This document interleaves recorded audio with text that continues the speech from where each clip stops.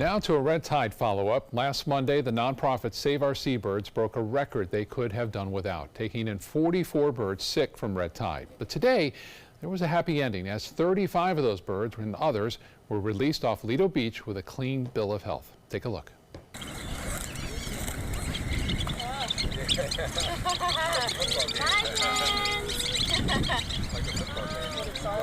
These birds were very sick, down and out.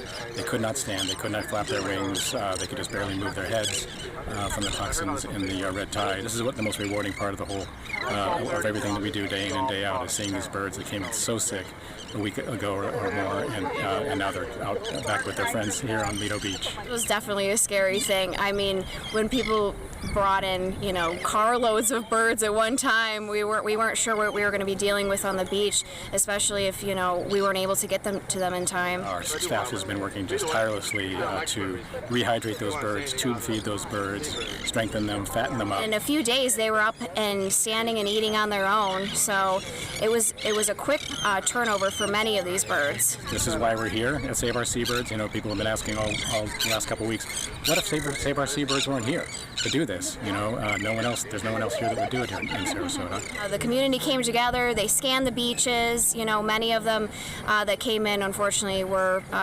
past where we could rehabilitate them. But I mean, this is 35 of them that we're releasing, and we have about 15 to 20 back at Save Our Seabirds ready for the next release. Celebrate. Oh, job well done.